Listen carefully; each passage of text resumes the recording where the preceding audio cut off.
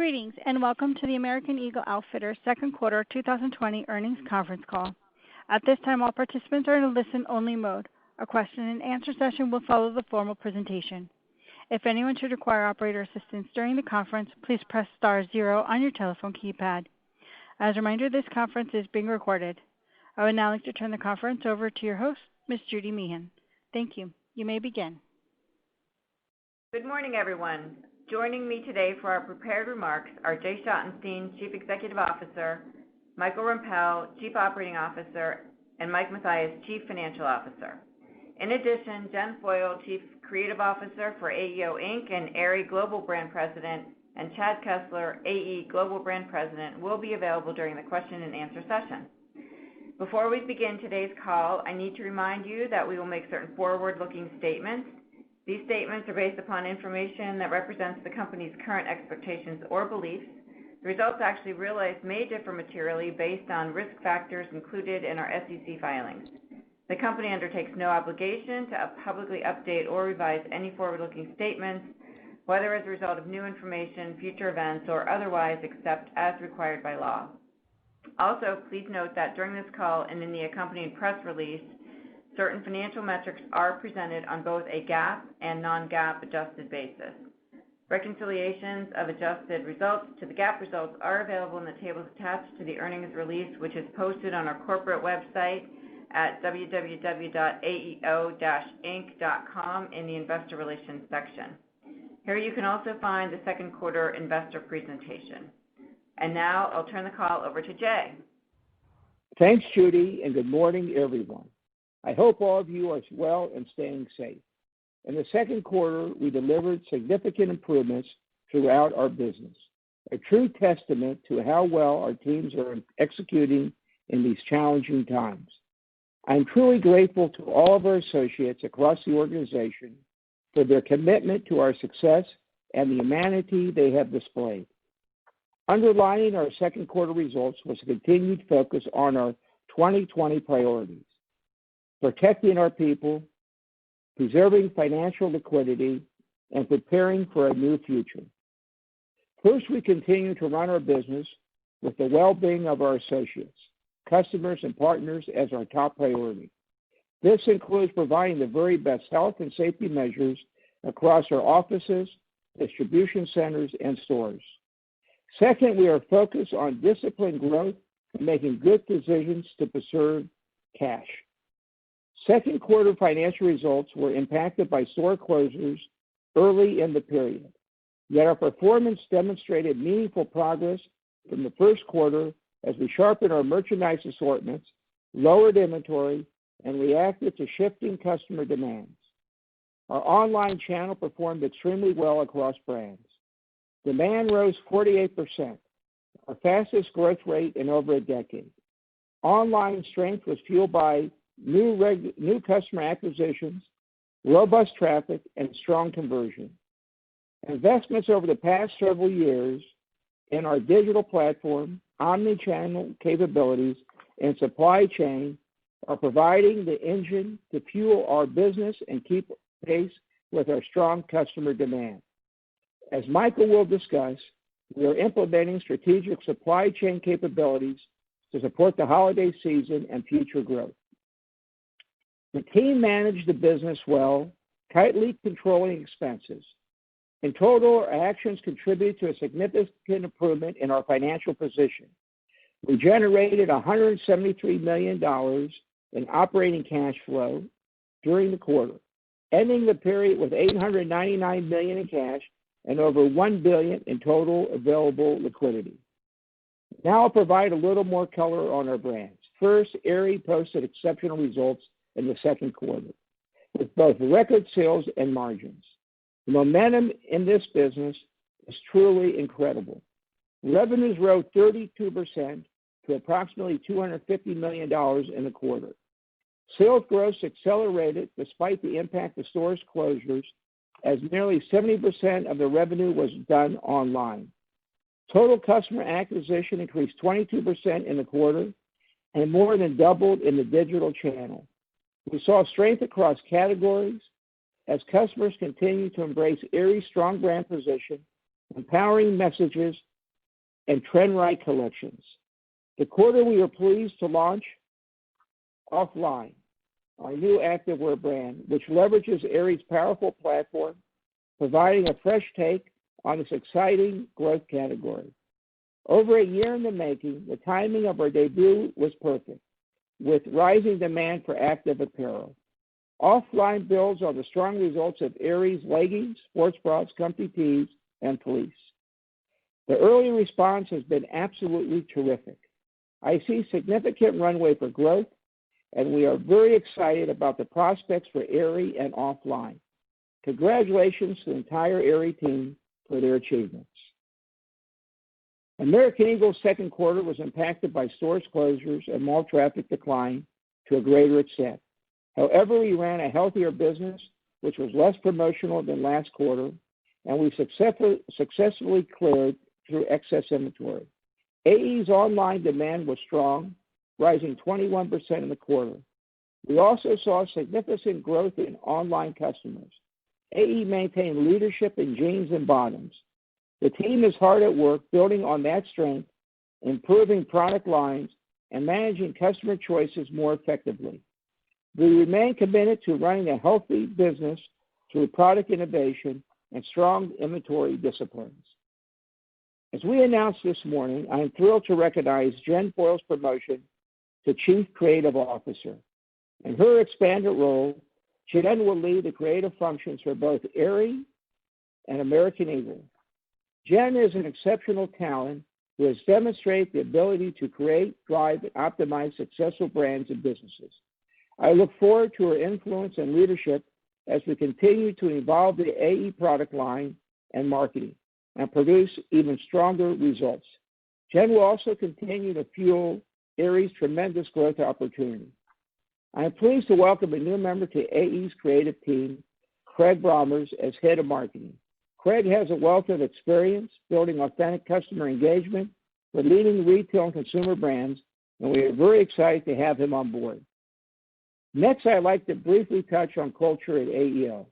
For many years, we have fostered an inclusive and diverse corporate culture, accepting people for who they are and celebrating different backgrounds and viewpoints have been at the very heart of our brands and company. Several years ago, we established an inclusion and diversity work stream. This year, we named a Chief Inclusion and Diversity Officer, Terry Roberts. We're very proud of the progress we made, and this work remains an ongoing priority for AEO. As we prepare for a new future, we're using this moment to take a fresh look across all areas of our business to ensure we are positioned for even greater success. I've always been passionate about innovation, and today it's more important than ever. Our teams are testing new experiences and technologies to engage with customers in different ways. We're committed to providing the best experiences in retail, as I recognize how crucial this will be to our future success. Finally, we have a long history of success with the talent and experience to navigate through challenging times. Our company is in a healthy financial position with two of the most trusted and loved brands in the market today. We will stay focused on successfully managing through the near term while fueling the incredible growth opportunities ahead. Now I'll turn the call over to Michael. Thanks, Jay, and good morning, everyone. I've been really pleased with how our team stepped up during the second quarter. They maintained smooth operations, accelerated planned projects, and quickly developed solutions to meet rapidly changing customer shopping patterns and business needs. During the second quarter, AEO's digital momentum accelerated from already strong levels. Digital demand increased 48% compared to last year. This was an improvement from 33% growth in the first quarter, well exceeding our expectations. Aerie increased 113% to last year, and AE saw a very healthy 21% increase.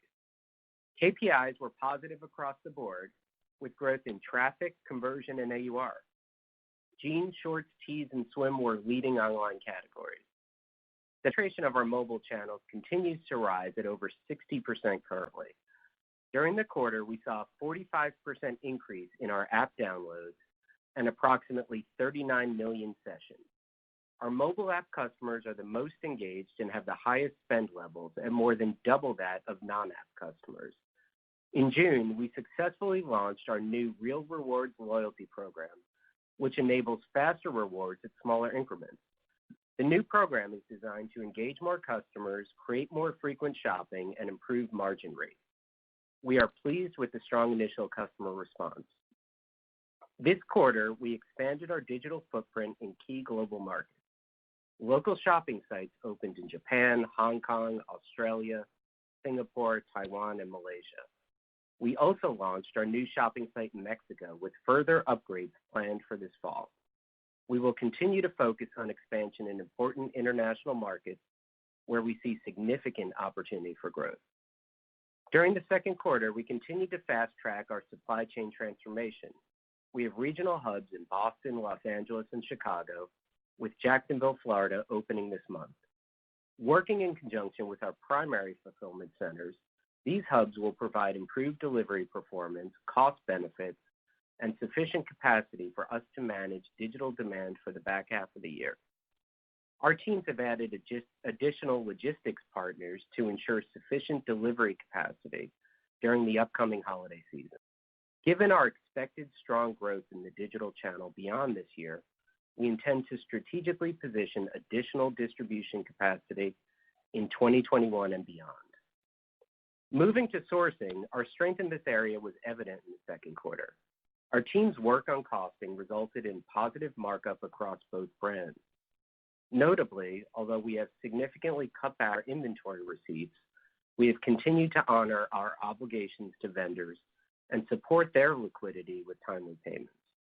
As a result, our vendor relationships remain as strong as ever, and we have secured available chase capacity for the balance of the year. As we look to the future, fueling Aerie's growth is a major priority. In 2019, Aerie generated almost $800 million in revenue, and it remains on pace to reach $1 billion in short order. We are confident that the ultimate potential is far greater than that. Even with our success in recent years, we still have significant white space in core areas like intimates, swim, and lounge. These categories represent a combined $40 billion addressable market. In addition, offline offers even more growth potential within the $16 billion women's active apparel market.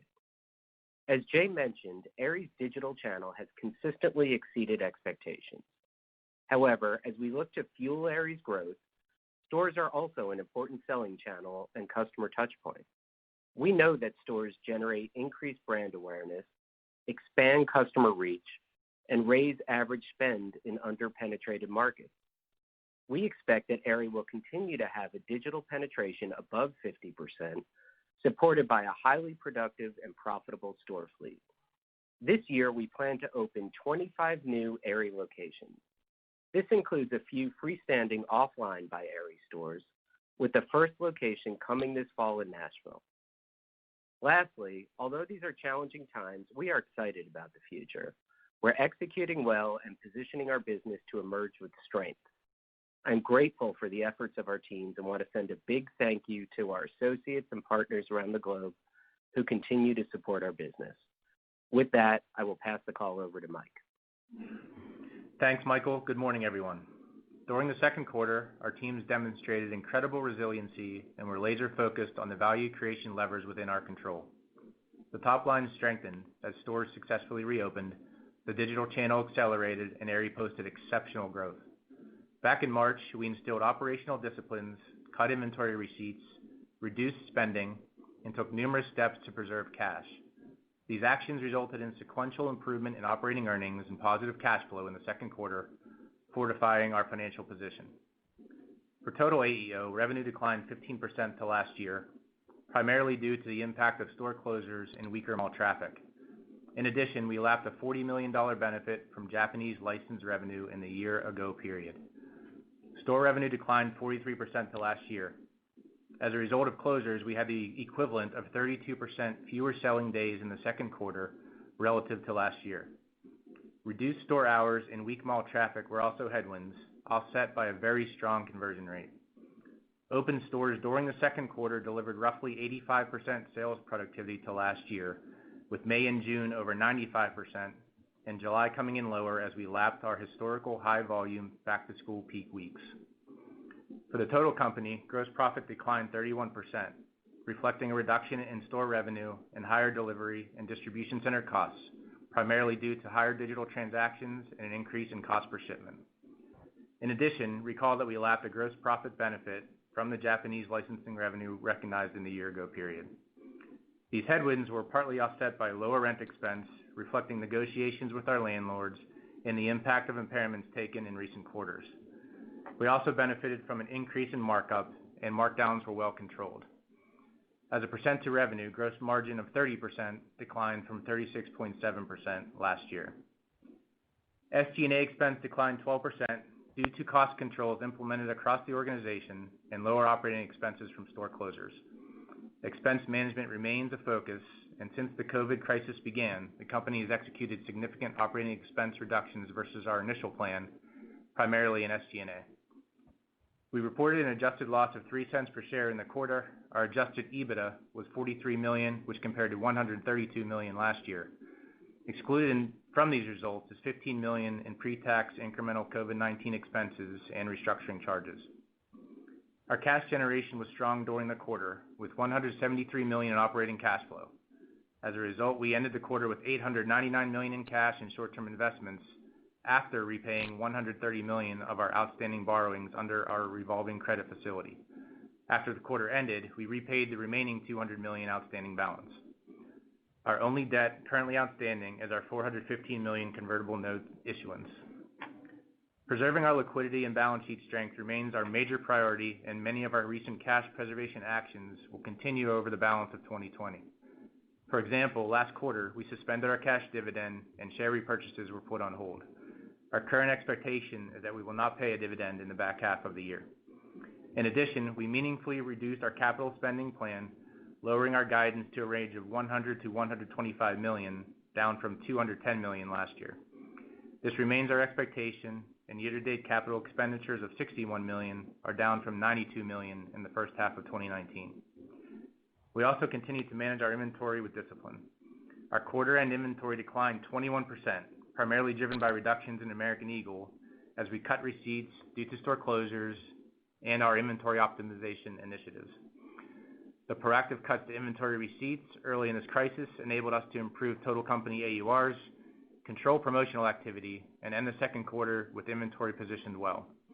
We have a similarly disciplined plan for the back half of the year, given uncertainty surrounding the COVID-19 pandemic. In AE, we are clean on product heading into the fall season, and we are executing on more narrow and focused assortments that require less upfront inventory buys. In Aerie, we continue to invest in inventory to support our growth momentum. Moving to stores, we are actively evaluating our fleet and plan to increase closures over the next several years and reduce the fixed costs associated with our stores. While our fleet remains important for distribution and customer engagement, the recent success we have had acquiring customers through our digital channel and fueling our online growth gives us additional confidence in our plan to reduce our footprint. At the end of this year, we expect to close 40 to 50 locations, which have been specifically chosen based on lease tenure, mall profile, proximity to other stores, and customer engagement levels. We are very confident in our ability to transfer customers and sales from these locations. We will rigorously monitor and analyze the results, and based on these learnings, we'll identify additional AE locations to close.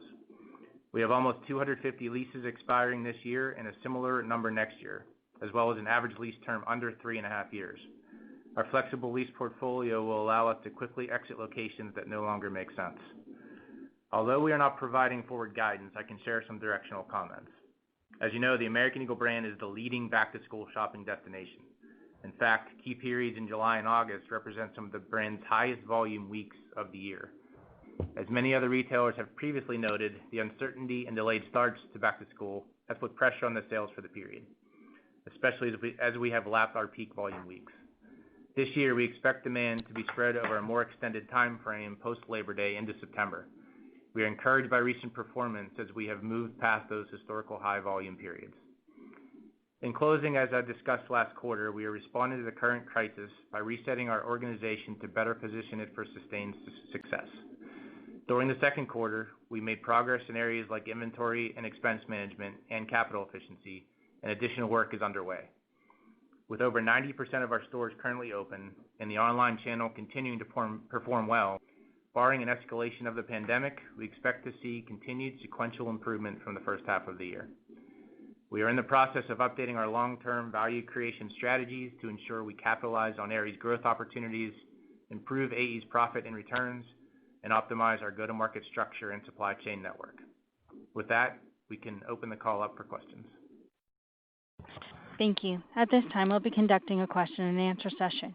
If you'd like to ask a question, please press star 1 on your telephone keypad. A confirmation tone will indicate your line is in the question queue. You may press star 2 if you'd like to remove your question from the queue. For participants using speaker equipment, it may be necessary to pick up your handset before pressing the star keys. To allow for as many questions as possible, we request that you each ask one question. Thank you. Our first question comes from the line of Matthew Boss with J.P. Morgan. Please proceed with your question. Great, thanks. So maybe to start at the Aerie brand, could you speak to the inflection that you're seeing in customer behavior as the brand's momentum continued through August, and just any way to help size up opportunity of this business multi-year? Maybe any perspective on the size or margin profile longer term would be really helpful. Sure. It's Jen. Thanks for the question. Look, I think the team has done an amazing job positioning Aerie for growth. We had a 5-year plan to get to $1 billion, and we're pretty much on that plan at the end of this year. So amid of this pandemic and all of the crisis that we've seen out there, the teams rolled up their sleeves and drove to a strategy that we positioned 5 years ago. Obviously, the product assortments in Aerie, are natural adjacency to what's going on out there. And so when we looked at the business, when March hit us all, we really repositioned flows, repositioned product, repositioned everything we need to do, including driving the direct business. Our customer acquisitions are more than doubling, and we continue to see that acceleration. So the teams have been really strategic on bringing customers over into the Aerie brand. I love working for this company and working for Jay Schottenstein because he's always coming from a position of strength. When people are closing, bankruptcies are happening, we're opening up doors. And I think that's one of the most important things we can continue to focus on as we grow the whole AEO portfolio. There's weakness out there, and there's business to be taken a lot of market share. That said, we have a plan to get to $1 billion in Aerie, and I think there's more acceleration to be had based on the demand from the customer. And, even in some of the categories that one wouldn't expect, swimwear had an exceptional run in Q2.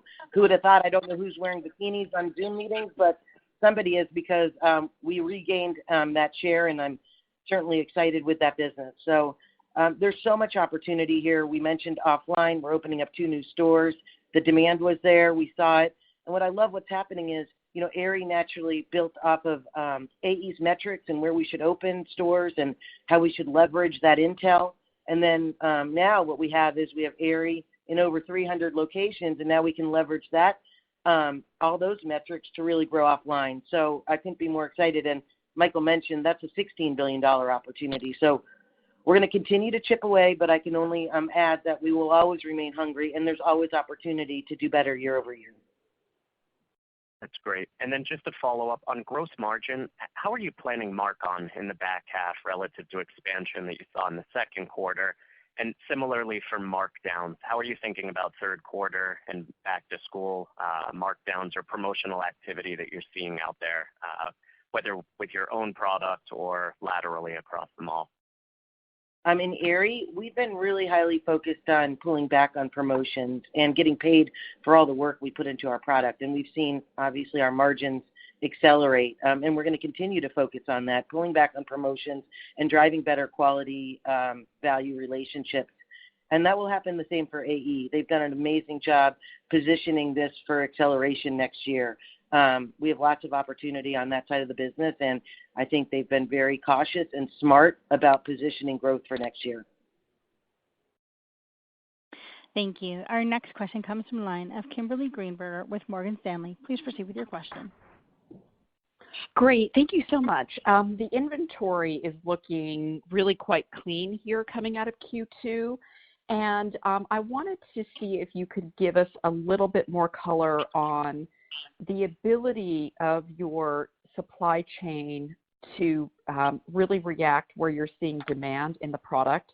Are there a number of weeks that you could cite in terms of when you see demand, how quickly could you get that product back into store? If you, for example, are running low in certain categories, we're just looking for color on the responsiveness within the supply chain. Thanks. Mm-hmm. Hey, Kimberly, it's Michael Rempel. I'll take that question. Yeah, look, we're certainly proud of the team's efforts from a sourcing perspective.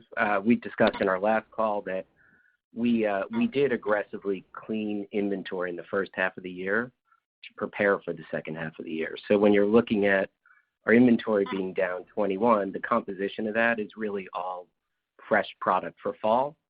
And what we did is, in conjunction with positioning inventory conservatively, we've positioned fabrics and capacity with the majority of our key suppliers to allow us to chase the business. So we feel very confident that as the business is trending and as we're seeing changes as we are today, we're responding on a continual basis to further refine the assortment and get in the product that's working. Our chase is generally 30 to 45 days. So we're still making calls today that are going to affect the holiday season. Great. That's very encouraging. And Michael, could I just ask one quick follow-up on Sure. Your store closure discussion? It sounds like you're taking a good hard look at the fleet. And I'm wondering if you could, just tell us if you could wave a magic wand and have your fleet downsized to what you would characterize as perhaps a more ideal level, understanding areas growing, and American Eagle is the brand that you would expect to downsize. What does your optimal store fleet number look like here in the U.S.? Kimberly, this is Jay. We're still looking at that. We're studying that like on a regular basis, and we still don't have the answer, but we're very close to having the answer. But Michael, if you want to answer it, you can answer it too. Yeah, it's Mike Mathias. I can jump in. Yeah, we as we said, we're going to close 40 to 50. We have, at the same time, our real estate team reviewing our market studies again for post-COVID expectations, store by store, market by market. We have 250 leases expiring at the end of this year, another 250 in 2021. So those 500 stores are definitely a focus of those market studies. And we believe there will be some rationalization in place in terms of number of doors within that 500 beyond the 40 to 50 closures. Could be repositioned, square footage rationalization. There's definitely a lot of work underway, and we'll have more answers down the road, but we don't have a specific number as of today. Thank you. Our next question comes from the line of Janine Stichter with Jefferies. Please proceed with your question. Hi, good morning. Thanks for taking my question. Want to dig a little bit more into the back-to-school trends. Is there any way you're able to provide some perspective on the performance you've seen in markets where schools have actually gone back? And then understanding the season will look a lot different this year, do you have any expectations for overall recapture of back-to-school business versus, let's say, a typical year? Thank you. Hi, yeah. So, back to school, we are the brand of choice, as Mike said, for back to school. And, largely based on being the jeans brand for this generation. Back to school definitely started later. It started later across the country, and we saw demand start later. That impacted both Q2 and the beginning of Q3. What we're seeing is, schools typically go back at all different times. And we look at early, mid, and late back-to-school markets. And we did see a significant impact sort of as the calendar rolled through those markets, and we saw the decline in mall traffic and demand that Mike talked to. But as we normalize the season or get past those peak time periods, we are seeing demand return to a much healthier level. So through the month of August, as we got past early peaks, which happened in July, late July, we saw those markets return to a much healthier level. And then mid-markets, and now we're seeing this is the time of year that the Northeast goes back to school, and we're seeing business return to more normal levels there. So, it seems like that curve really flattened out, and what we're optimistic about and hopeful with what we've seen in the last couple of weeks is it actually looks like the demand is carrying into September in a stronger way than what we've seen in the past. So that really gives us optimism through the quarter as back to school continues. We're also really excited because even in this time, we've been gaining share in our signature category of jeans. And we're seeing in back to school, as the business returns to better levels, we're seeing the comps improve in jeans as well. So we're not walking away from a lot of great short-term opportunities in soft dressing and in comfortable dressing, but it's really nice to see the jeans business see healthy trends as we get through back to school as well. So. Great, thank you. And then just to follow up, it sounds like back to school could potentially linger into maybe even October this year. How are you thinking about planning holiday? Will you start the marketing or the floor sets earlier? That's what we've heard from other companies. I'm just wondering how you're thinking about planning the timing of the flow.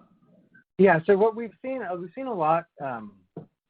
We are expecting back to school to continue later into Q3 than usual, and those are the trends we're seeing now. And then for holiday, like a lot of other retailers, with the capacity constraints and traffic that we're seeing in malls, we are going to look to see if we can pull demand up earlier in Q4 before the peak Thanksgiving week. So we are looking at strategies to do that. I feel really good about the Q4 assortment. We've reacted really aggressively to what we started seeing after COVID hit and people started setting from home. So I think the assortment for Q4 looks great. We are looking to engage customers and pull volume forward, and also, of course, making sure that we're maximizing both channels at the times it seems right for them. So on top of all that, we have a great holiday campaign that I think will cut through a lot of noise in the mall. So I feel confident in Q4, and I feel and I think our strategies of trying to shift volume will hopefully play out. Thank you. Our next question comes from the line of Paul Lejuez with Citi. Please proceed with your question. Okay, thanks, guys. I'm curious if you could maybe give just a little bit more color on what you saw in the first half of August versus the back half, and how that shook out stores versus online. And then just bigger picture, you mentioned opening some standalone offline stores. Just wanted to see what the thinking was behind a separate box. Would you use that product a little bit more in either the Aerie or American Eagle box, perhaps as an additional traffic driver if that product is so strong? Just want to understand the decision to open more stores there. Thanks. Yes.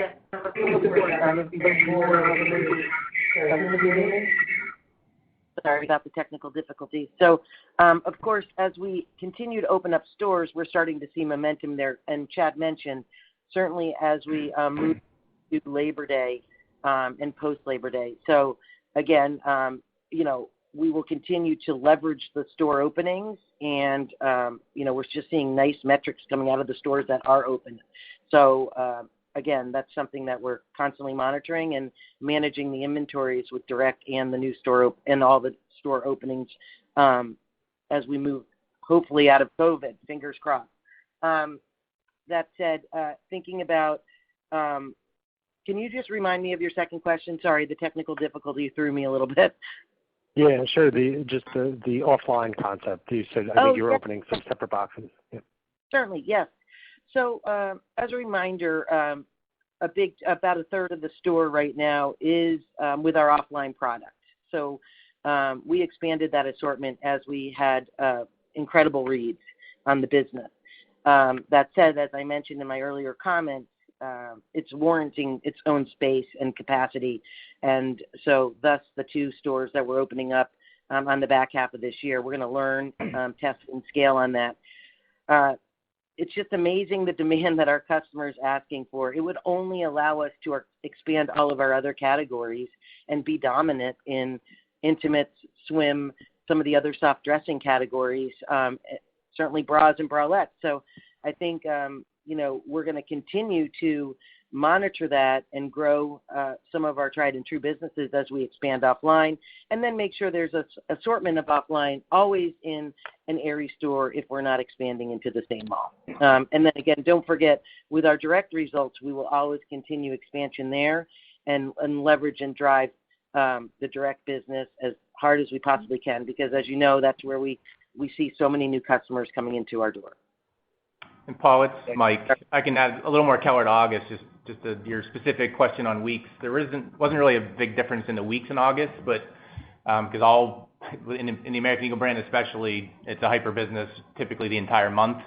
But just to be clear, we planned August down. We anticipated that the uncertainty around back to school timing was going to shift customer behavior, and that's exactly what happened. And as Chad said, we're very encouraged about the first 10 days of September here in terms of how we plan the business, the monthly cadence, and it looks like it's coming to fruition for us.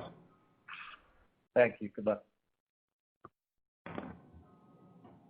Thank you. Our next question comes from line of Simeon Siegel with BMO Capital Markets. Please proceed with your question. Thanks. Good morning. Hope you're all doing well through all of this. Jen, can you speak to the AE versus Aerie margins at this point and where you see those longer term?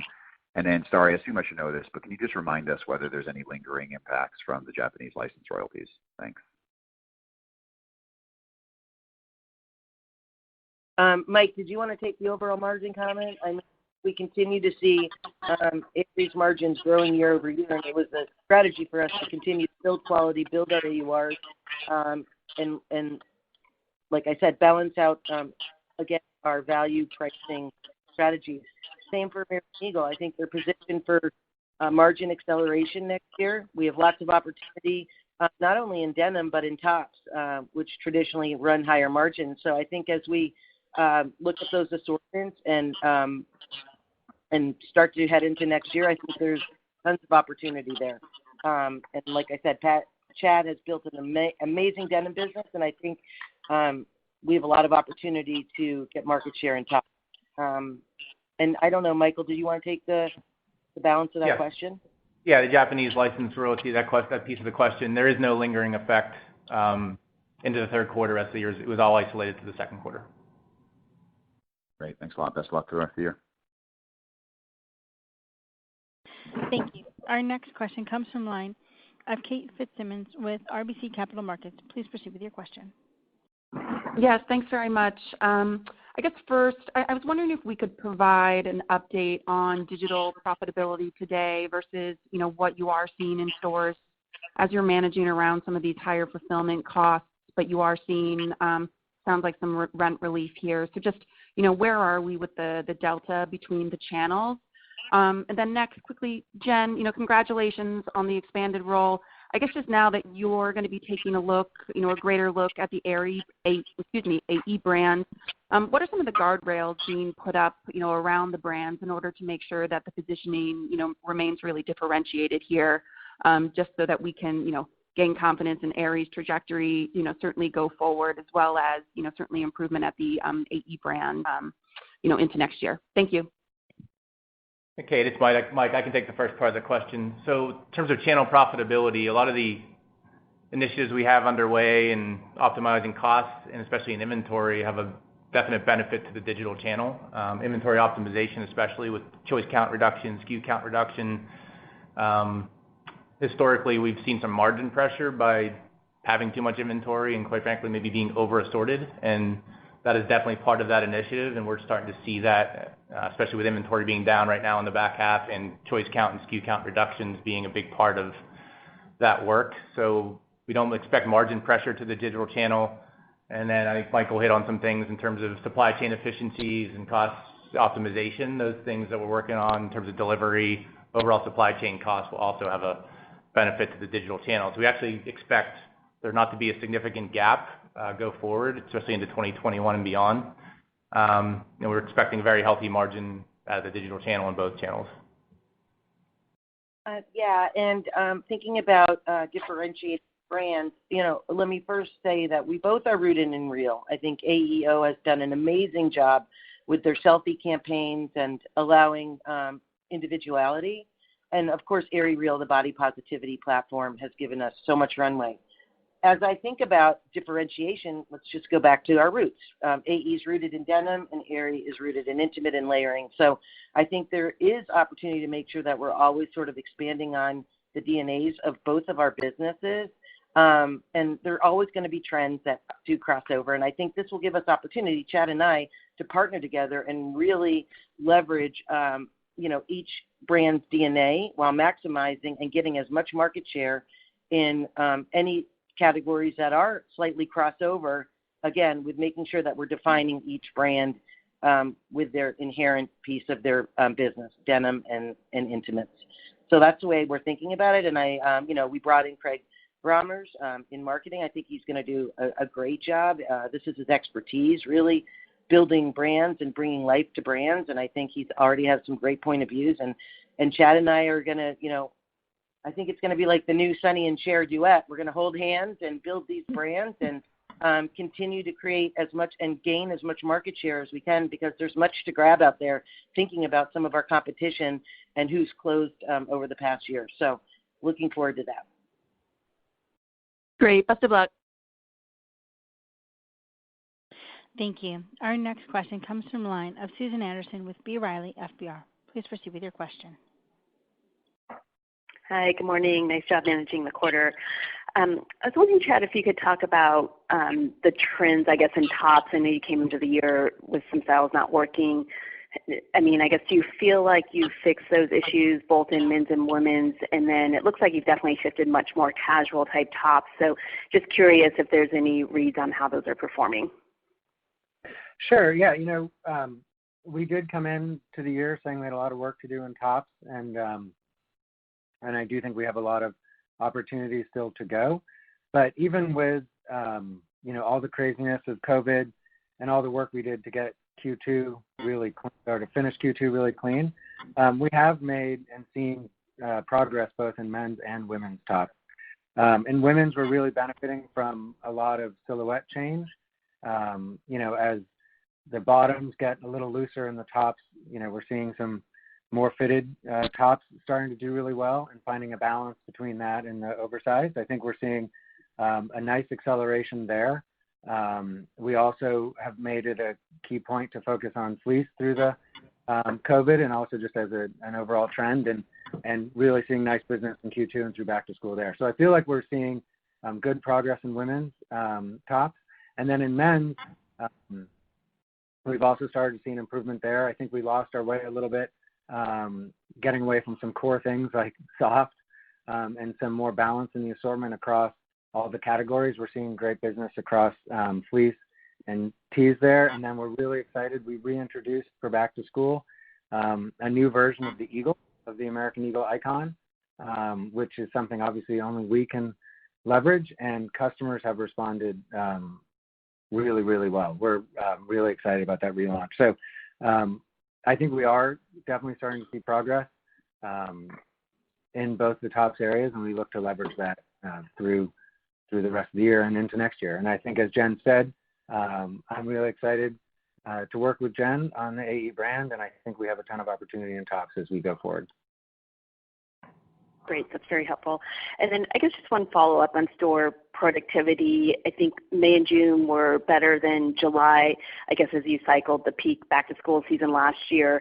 Do you feel like now it's kind of stabilized or I guess, moderated? How are you expecting that to pan out in the back half of the year? Thanks. I think we're seeing, as I said, as we cycled through the early, mid, and late back-to-school markets, we certainly saw an impact to productivity in the stores. I think Mike mentioned in his prepared remarks that we saw the dip going into July and continuing into August in terms of productivity. I think the other challenge we'll just need to see is how traffic continues through the fall season.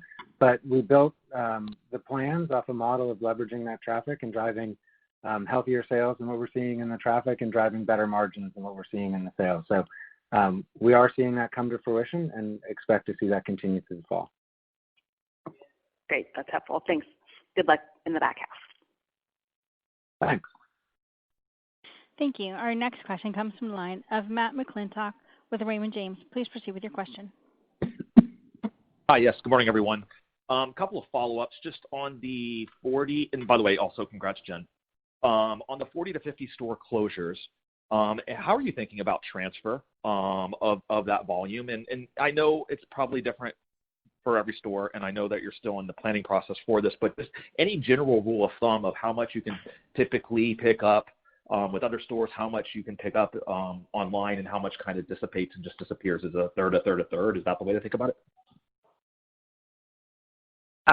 Yeah. Hey, this is Michael Rampell. It's something like that. I mean, we've done this in the past, and we've seen very good results actually with transfer. So we've seen that we're able to transfer a good percentage of store sales, given the size of our fleet, to another store or to the web. And generally that increases profitability. The challenge that Mike was outlining is what we want to prove that we can do successfully is not just transfer sales, but also continue to acquire customers in those markets. So we have a pretty thoughtful plan laid out to not only transfer sales, but make sure that our customer acquisition stays strong and that we're actually able to increase profitability as a result of closing stores, even if those stores were historically profitable. Thank you. Our next question comes from the line of Janet Kloppenburg with JJK Research. Please proceed with your question. Hi, good morning, everyone. I wanted to, and I got on a little late, so I may have missed it, but are you able to discuss or delineate the current trends at Eagle versus Aerie right now? I was just thinking Aerie may be a little less vulnerable given its exposure or focus on active and athleisure and intimates. And I was wondering how we should be thinking about the productivity at Aerie versus Eagle here in the third quarter. And also, Chad, as you think about changed consumer behavior because of COVID, more working from home, et cetera, how does that work into your inventory investment for denim as opposed to more casual or active bottoms? Thanks so much. Hi, Janet. It's Jen. Hi, Jen. Congrats. Thank you. It's so amazing the market share that denim continues to dominate in, and I think it goes back to Chad and team how unbelievably comfortable our denim bottoms are. It is practically like wearing a legging. So I think they've done a nice job with the ability to kind of, weather the storm of all the soft dressing. And I mentioned it earlier, Janet, and you might have joined late, but even in Aerie, we're seeing some categories, not just what we're hearing from our competition that's working. Obviously, soft dressing, fleece, our bra categories trended in Q2 incredibly well. Leggings, sports bras, I mean, you name it, we really saw all categories firing.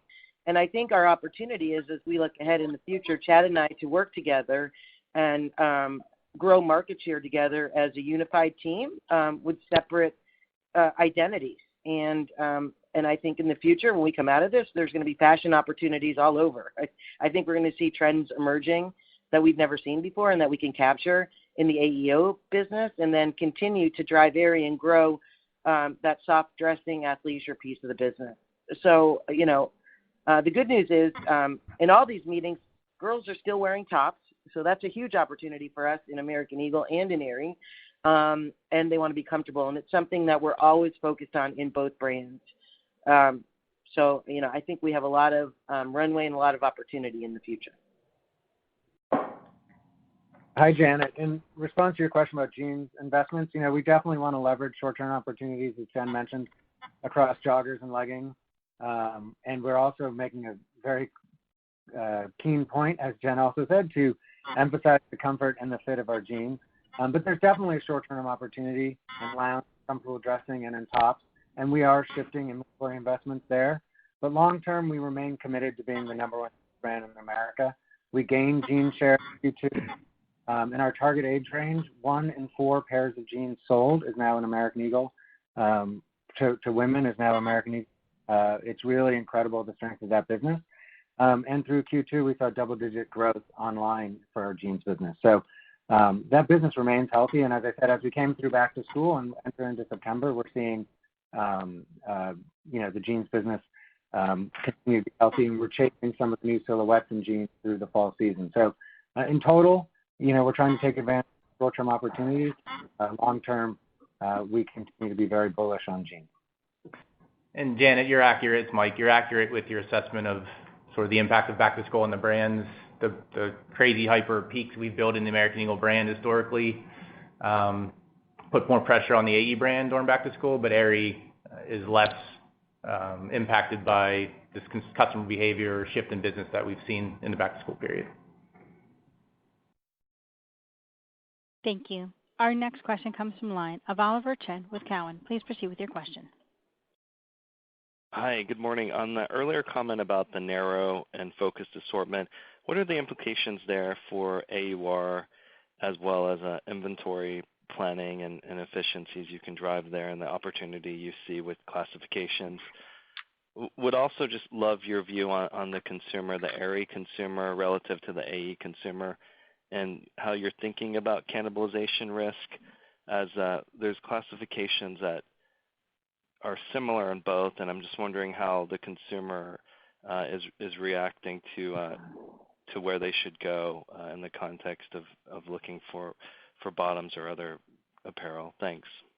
Chad, do you want to answer the first part, and I'll go second? Sure. I think, hi, Oliver. The narrowed assortments, I think, will be a big benefit. I think over the past couple of years, we got a little too broad in both channels. We know we can drive more productivity focused on the key items, and I think that depth there will be a benefit both in stores and online. And we're already seeing that reflected in healthier AURs and healthier margins so far in the quarter. I think that we've got, when you look back to last year, we were overweighted in inventory, part of that driven by the sort of longer tail in the assortment. So I think it's this is something we did went aggressively after, getting more narrow and more focused. I think it helps, with upfront costs, being deeper helps with product costs, and then being narrower helps with markdowns at the end of the quarter. So we think this is a good strategy. We still got plenty of choices to drive the business and a lot of opportunity to grow the tops. And Oliver, thanks for the question. And I believe that this is even more of an opportunity for Chad and I to partner and make sure that, again, we're rooting our businesses in what we stand for, so AEO, AE Denim, and Aerie Lounge. And, of course, we're going to take advantage of trends in both categories. But, again, ensuring that our looks are grounded in those businesses, I think, will help to delineate. Even more recently and over the past year, we've seen trends in both businesses that we've both been able to maximize and dominate in, and I think there's still opportunity there. So I think as we grow, there's simply market share to be had with ensuring that each brand stands for its DNA and making sure that the looks are geared towards that. So, and we will definitely distort those looks and make sure that those businesses are grounded there. Okay, Melissa, we'll take one more call. Thank you. Our final question this morning will come from the line of Dana Telsey from Telsey Advisory Group. Please proceed with your question. Good morning, everyone, and congrats, Jen. As you think about the regional hubs and the supply chain transformation that has occurred, what do you see that opportunity on the SG&A side? How much could that give you? What's the capacity that you can garner now? And then just lastly, as you think about the loyalty program, any updates on the loyalty program, any metrics or frequency, and what type of customer you're garnering? Thank you. Okay, great. Hey, Dana, it's Michael. I'll take your question. The supply chain transformation we're really excited about.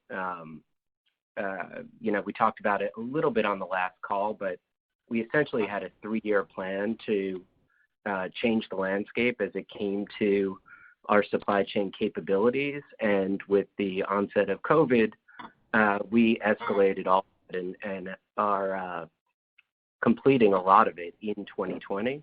In the second quarter alone, when you look at it, we added 3 new distribution centers. onboarded new logistics partners. We brought live new returns processing and technology, and we consolidated inventory planning into the supply chain in order to speed kind of flexibility with inventory and our agility. We also built out more advanced analytics and decision science capabilities and are starting to use machine learning in terms of how we position inventory. All these new capabilities are designed to not only provide faster delivery to customers, faster delivery to stores, but allow us to use inventory more efficiently and ultimately lower delivery costs and distribution costs. Everyone expects, we expect, I think the industry expects that e-commerce capacity is going to be limited this holiday. But I feel great about the plans we put in place. We're going to have plenty of capacity. We're going to be able to provide great service levels. We're trying very hard to leverage costs, certainly our e-commerce costs against last year's costs, and I feel good that we're going to be able to do that. And we're setting ourselves up for the future. So we're going to learn some lessons adding all these new capabilities, but I really believe that the supply chain work we're doing is going to be a differentiator for this year and a differentiator for the company moving forward.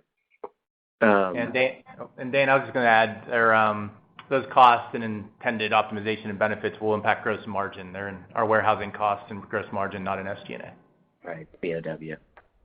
And Dana, you asked about the loyalty program too. We relaunched our loyalty program in the second quarter. We're thrilled with those results. So we previously had a pretty successful program, but it gave out rich rewards, which was fine, but those rich rewards didn't hit a broad enough set of our customer base. We changed the program to ensure that more customers got rewards, but actually lowered the value of those rewards. And the result has been increased participation in the program, increased redemption, and we think it's a winner for us forward. So we also brought that technology in-house, which is going to give us a lot more flexibility to adjust the program, incent customers, and respond to the environment. So we feel great about the new loyalty program. The team did an excellent job launching it. Thank you. Thanks, Michael. So that completes our call today. Thanks for your participation, and have a great day. Thank you. Thank you. This concludes today's conference. You may disconnect your lines at this time. Thank you for your participation.